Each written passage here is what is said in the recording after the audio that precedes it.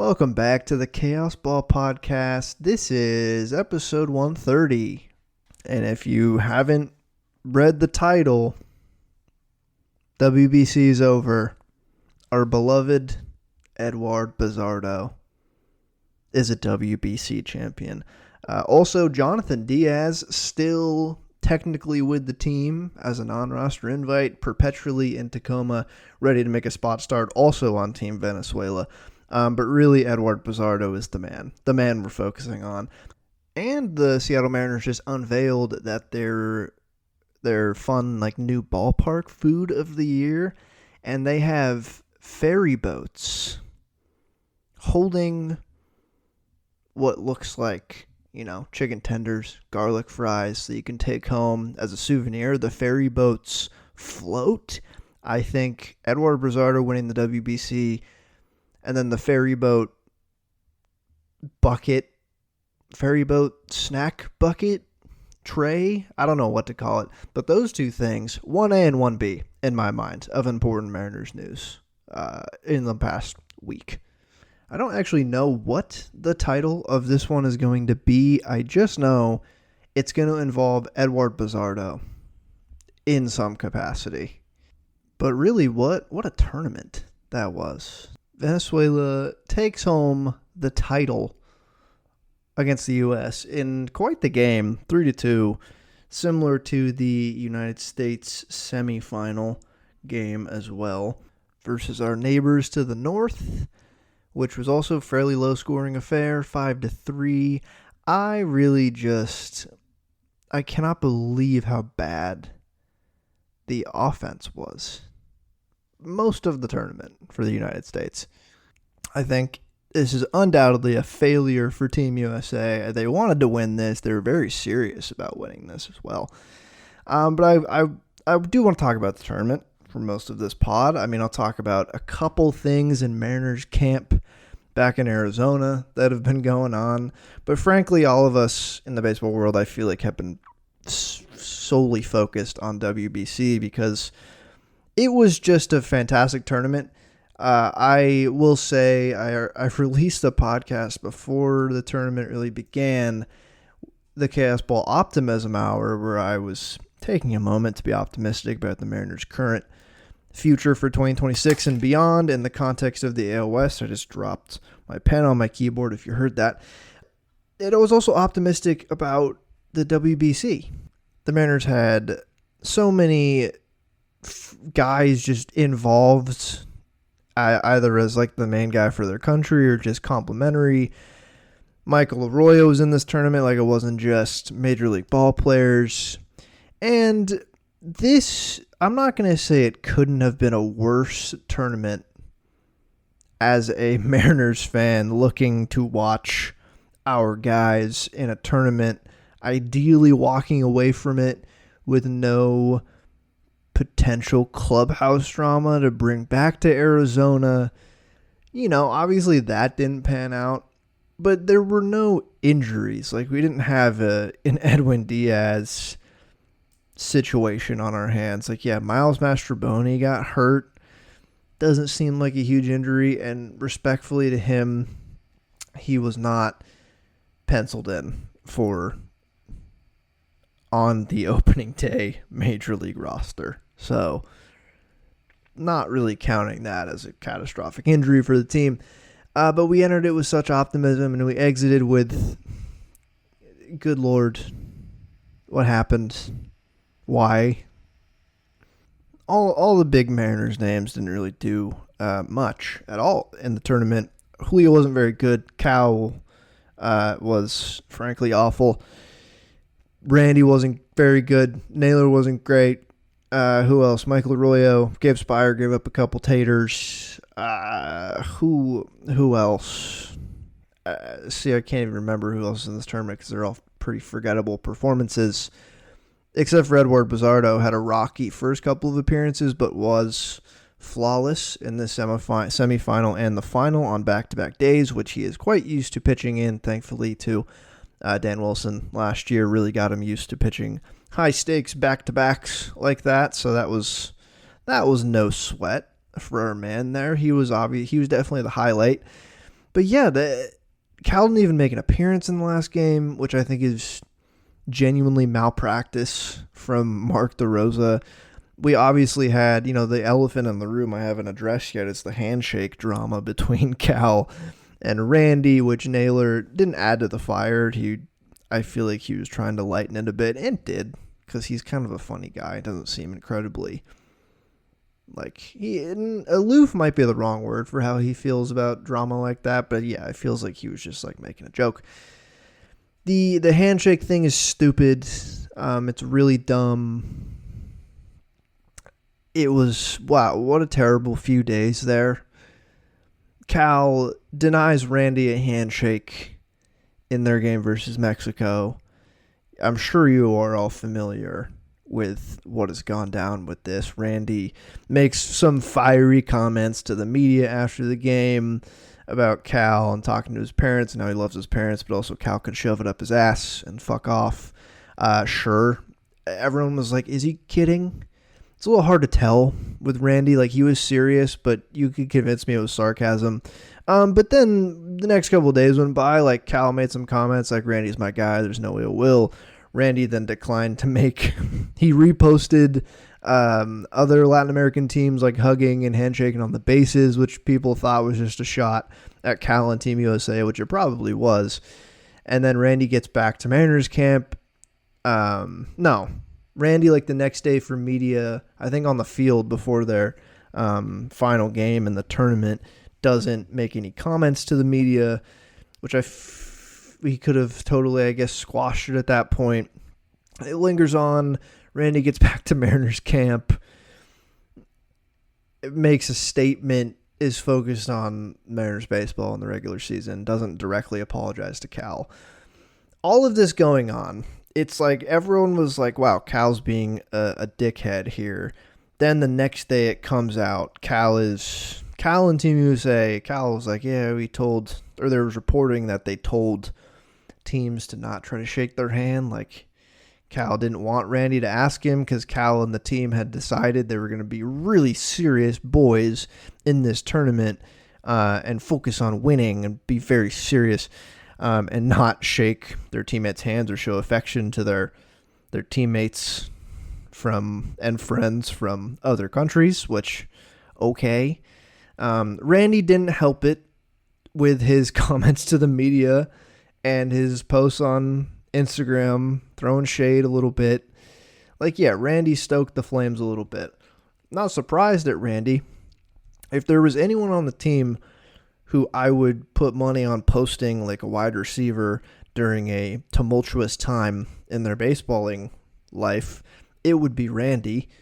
He would be posting real cryptic stuff on Twitter if he was on Twitter. So the vitriol thrown at Randy, some of it I think is deserved just because of he didn't need to make those comments to the media, and he could have just come out and squashed it the next day. Probably should have, but he didn't. He let it drag on. But also, Team USA, God, the vibes of this team were so bad.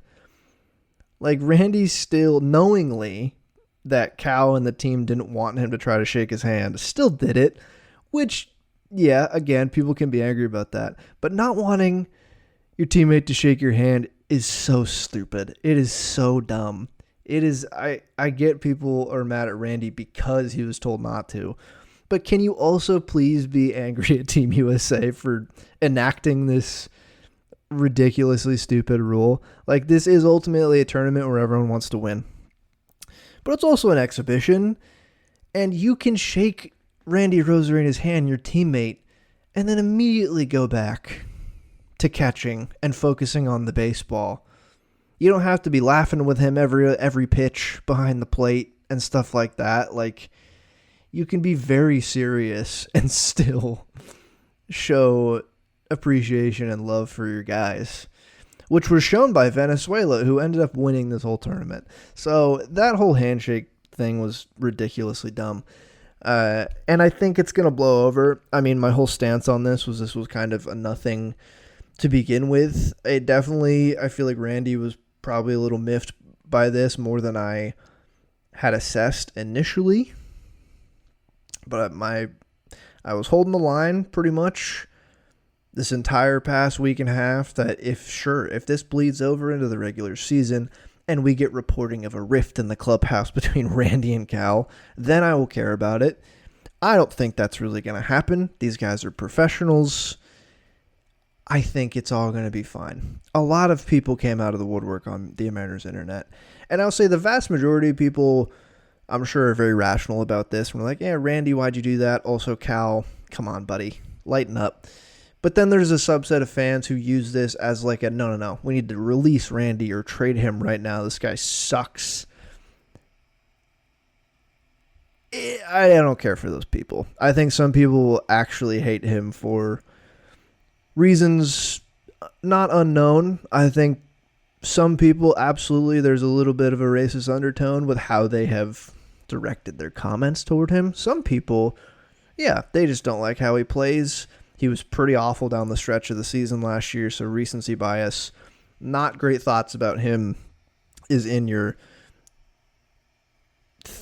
brain about Randy right now with the way he finished the season. But really, this is all kind of already blown over. Like, I don't think Cal's back at camp yet, and we'll see, I guess, if there's any reporting in the next week about this. I'm ready for this to be over and not affect the season at all. So we're moving on from the handshake drama until further notice. But where did Team USA go wrong? I feel like really they took it too seriously. I don't know. It was so evident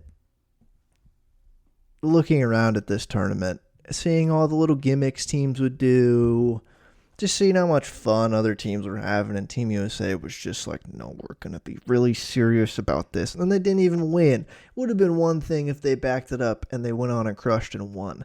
But they looked bad. Like, the offense looked bad. The pitching, for the most part, got it done. They did get shelled against Italy, which put them in a tough spot because Mark DeRosa did not know that they weren't already through to the quarterfinals.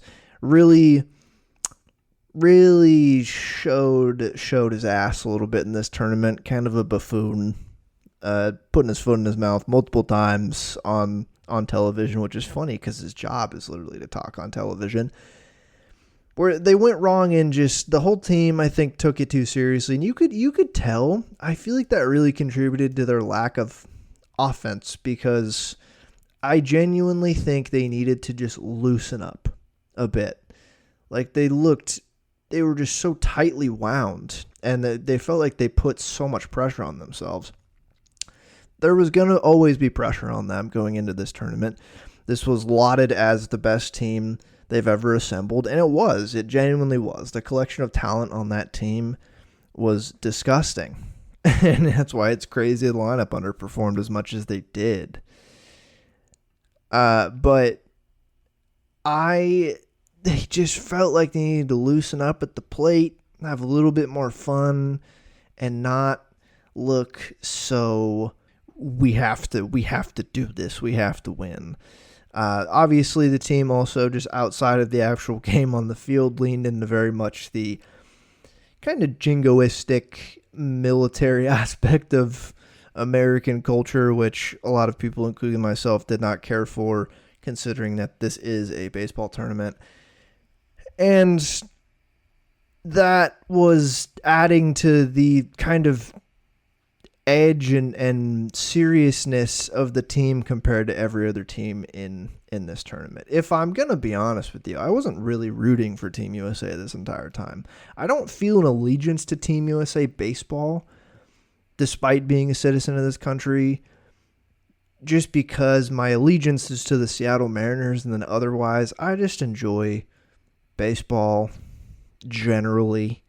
And so with a tournament like this, like, yeah, it's nice to see Team USA win, like in 2017. That was pretty fun. But now I'm just like, it was cool to see Japan beat USA, and it was also incredibly cool to see Venezuela. I was sneaky rooting for Venezuela this entire time. My GOAT, Felix Hernandez, is from Venezuela, and Eugenio Suarez is in Venezuela. Eduard Bazardo. Like, I was so happy for that nation, especially with what they have gone through this year as a country. So that was really cool. I'm not like pressed the USA didn't win. It sucks that Spire wasn't very good and Cal also was not good.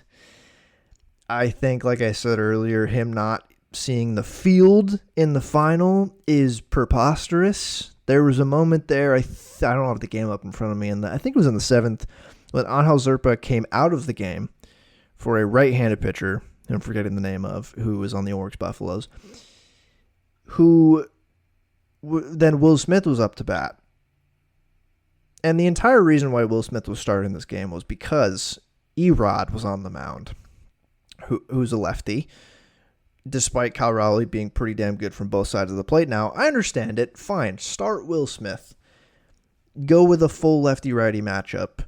But when a right-handed pitcher is on the mound in the 7th inning, when you are down by 2 runs, how on earth are you not pinch hitting Cal Raleigh, a catcher who just hit 60 home runs? How are you keeping him on the bench? That's ridiculous. Like, actually insane work from Mark DeRosa. And I think he's getting almost too much criticism for this tournament, even though he deserves criticism for sure. I can't believe Cal sat the bench that entire game. He finally got Gunnar Henderson in the last inning. It didn't matter. I understand not starting him because Bregman has crazy numbers against Erod. But it's just Cal was on the bench. And the people pointing out how poor he was in the tournament, like, yeah, he didn't get a hit this entire tournament. It was like, 12 plate appearances? Cal Raleigh might be the absolute worst player you can make the argument against to not continue playing him when he hasn't gotten a hit in 3 or 4 games. Because he's not an average hitter. He is one of the best, if not he was the best last year at hitting home runs, which all it takes is one at bat, one plate appearance, one pitch to hit a home run and impact the game in a very significant way. On the flip side, let's just take an example on Team Venezuela. If Luis Ariz was hitless in this entire tournament, which would have been crazy, it makes more sense for people saying to bench him, because if you stand by your guns and continue playing Luis Ariz when he's in a big slump, yeah, he might get a hit or 2 in the game. He might get a single or 2 in this game. But Cal Raleigh, it's like, yeah, but the guy is hitless in 3 or 4 games. You still put him in. He can hit home runs like nobody else in baseball. So I think people doing the argument of, like, you're benching him because he was bad the rest of the tournament is so funny. It is so deeply funny to make that argument against Cal Raleigh, a guy who notably does not get a lot of other hits besides home runs. That's kind of his thing. So it's just very funny to make that argument. Aaron Judge wasn't very good. Bryce Harper wasn't good until he had his moment, and then it didn't matter because Eugenio Suarez hit the game-winning RBI in the top of the 9th, which was amazing. I think Mark DeRosa came out, and let's talk about let's talk about Mark DeRosa for a second. He's getting a lot of scorn, and I want to talk about not only I just clowned him for the decision not to play Cal at all in the final game. Obviously, there was the not knowing the rules and not having anyone tell him the rules of qualifications going into that Italy game. That was actually insane work. I think analyzing his lineups, like, sure, there could have probably been better stuff he did with the lineups and handling the bullpen and just the pitching staff as a whole. He probably could have done better in most aspects of being a manager in this tournament.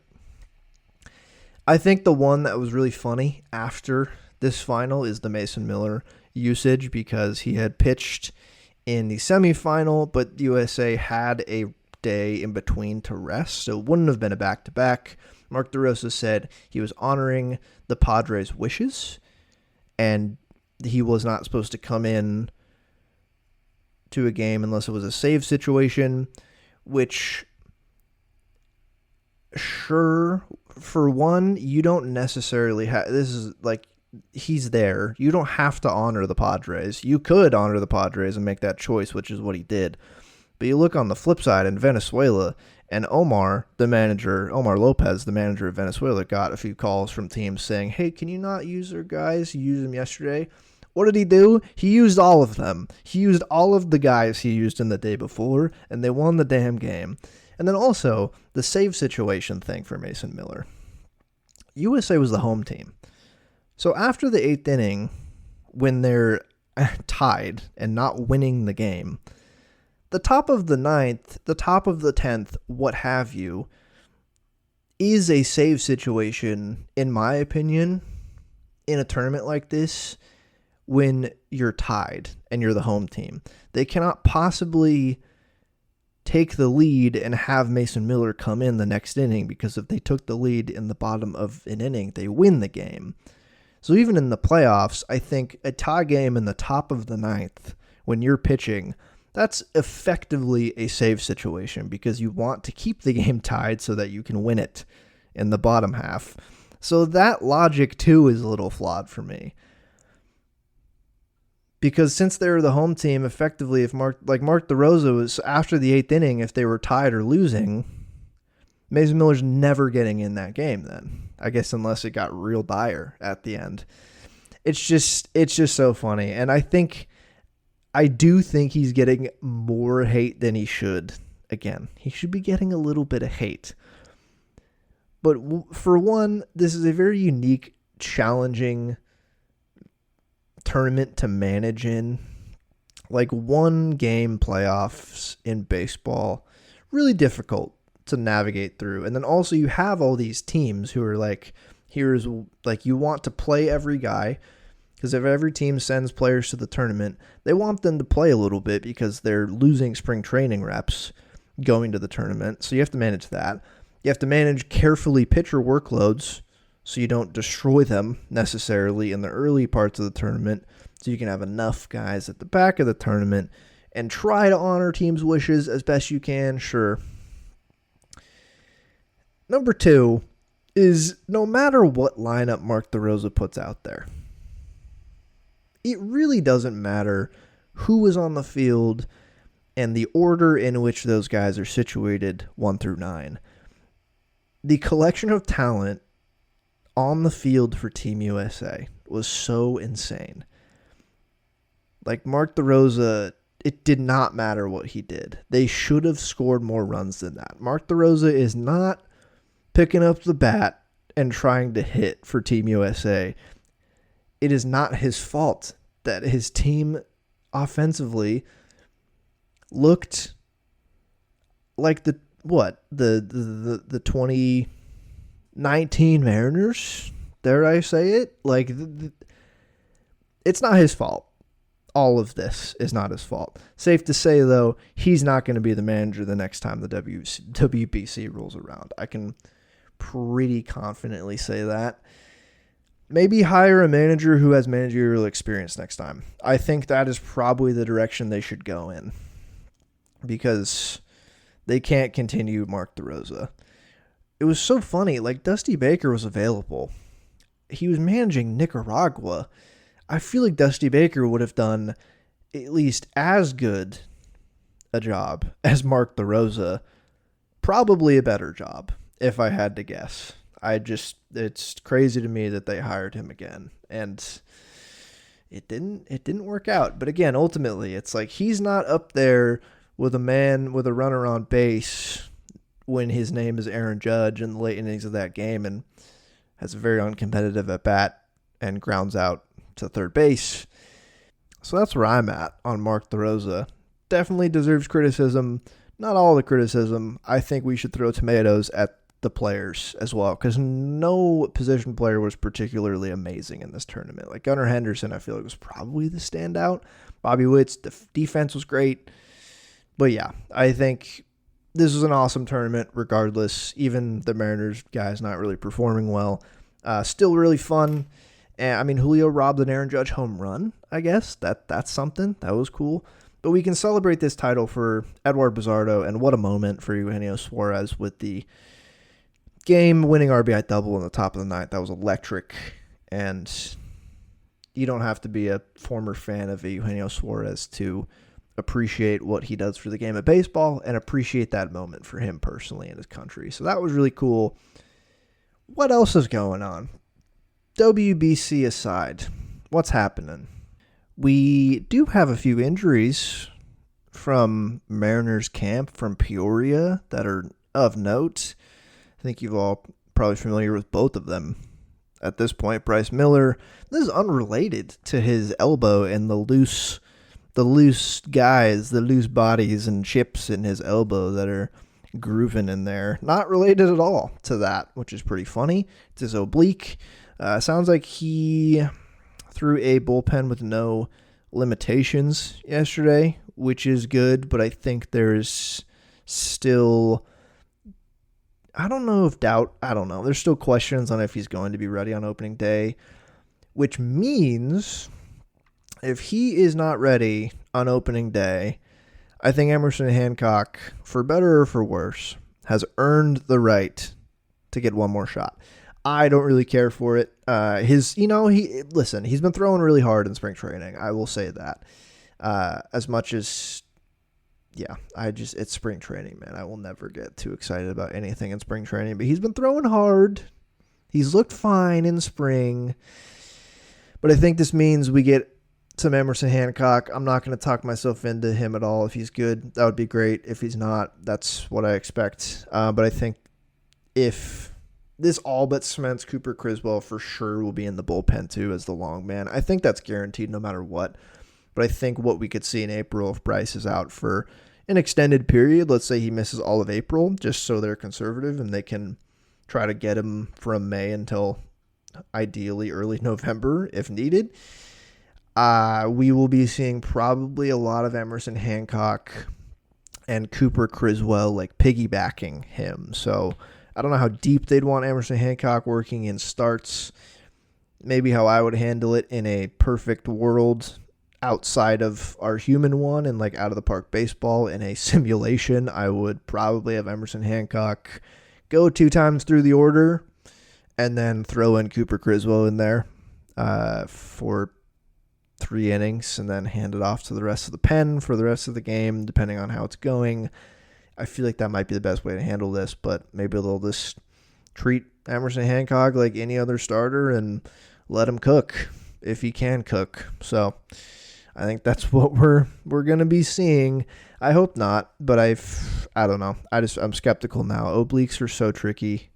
Now he has loose stuff in his elbow plus oblique, I would say tightness, and I think, God, obliques especially, as obliques for baseball players, man, are terrible. Like, this is something that could drag on for a long time or just be done for. He's a young lad.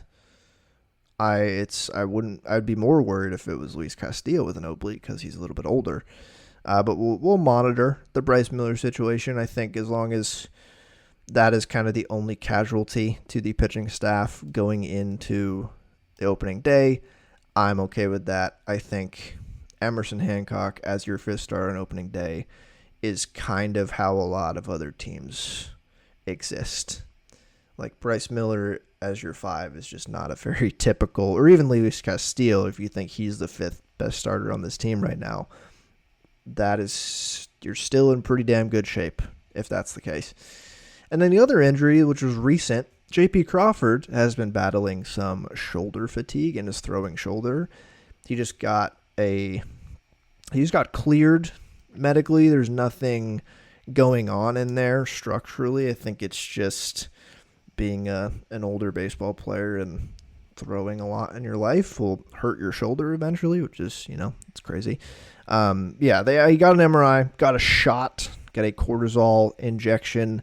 And it sounds like this has been a thing for JP the past couple spring trainings. Like, he comes into spring, he's getting ramped up, and he has shoulder fatigue and soreness, and it just sounds like it generally clears up before opening day. Like Ryan Divish wrote in the Seattle Times that usually some rest, a round of strong anti-inflammatories, and some treatment clears it up. He seemed to be on a similar path this season, which means he's going to have a break to get the inflammation down after his cortisol shot, and then I guess try to ramp up again. Nobody involved in this sounds too worried. However, with it being a week until opening day, I think he's looking doubtful for opening day. And as Ryan Divish pointed out, and common sense would point you to, this is not going to allow Colt Emerson to start on opening day. I tweeted this out that I think a mildly injured J.P. Crawford is almost worse right now for the team than if he was like severely hurt. Now, I want J.P. Crawford to never be hurt. Ideally, he would be healthy right now and wouldn't be experiencing shoulder pain. But if he's going to start the season on the 10-day and they're pretty confident about him only being out for the minimum of that IL time with this shoulder thing, Leo Rivas is starting at shortstop on opening day in the 9-hole with Cole Young next to him, and Colt Emerson is going to be in AAA. If it's really not a structural thing, which the MRI confirmed, there's no point in having Colt up there, because when JP comes back, you are probably benching him or sending him back down. So there's like really no point. Maybe they still do it. It just doesn't seem likely. It just seems like they'll roll with Rivas for 10 days. JP comes back, and then they're fine again. And then Colt is just in AAA. That feels like the most likely scenario. Where it's easier for them, and especially like if the shoulder thing stays and lingers for longer than it has the past couple seasons, then it's tough, because then you're just playing him day to day and playing Leo Rivas more, and it's harder to gauge when you're going to be able to call Colt Emerson up to replace him if he needs to go down again on the IL. Like if he had just completely obliterated his knee or shoulder or something, if he had something that required like a 60-day IL stint, then it would be incredibly easy then to just say, all right, let's do it. Colt Emerson, opening day shortstop, because we need that. That feels a lot easier. Like Leo Rivas feels like the Band-Aid for this, and Colt Emerson would feel like this, I don't know, what's more dramatic than a Band-Aid? A splint? Just a cast over the J.P. Crawford injury? Or Leo Rivas? Yeah, Leo Rivas is just, rub some dirt on the injury and get him out there and shortstop for 10 days. So that's where JP's at. I think it's again opened up exhausting discourse around J.P. Crawford on the internet, where a lot of people just think he's bad and think he's the worst shortstop in baseball. I do get it. A lot of people just don't know ball. And I share a similar feeling to all Mariners fans in seeing him bounce normal throws from a shortstop to first base. It is pretty infuriating at this point. But as discussed on this podcast, if J.P. Crawford is your shortstop on opening day, you could be doing much worse. And especially considering in the context of this lineup, if he's your shortstop and 9-hole hitter on opening day, you're doing pretty damn well for yourself, because he is still a good hitter. So this is something to monitor, but it doesn't really sound like it's catastrophic enough to really affect anything. So, and that's kind of the happenings of Mariners camp. I mean, Luke Raley is raking. I'm all over the Luke Raley bounce back this year. I would love it if he was just pretty much the full-time right fielder, and that would be amazing for all parties involved. I really enjoy Luke Raley. He's hitting the ball really hard in spring. There's not much else going on. I feel like things are humming along. Opening day is in a week. I'm excited. I'm prepared. They have not, to my knowledge, announced their opening day starter yet, which I imagine it's going to be Logan again, given that he's healthy. He started opening day last year. Like, sure, Brian Wu was a better pitcher last year and healthier than Logan Gilbert, but I think you give it to Logan again.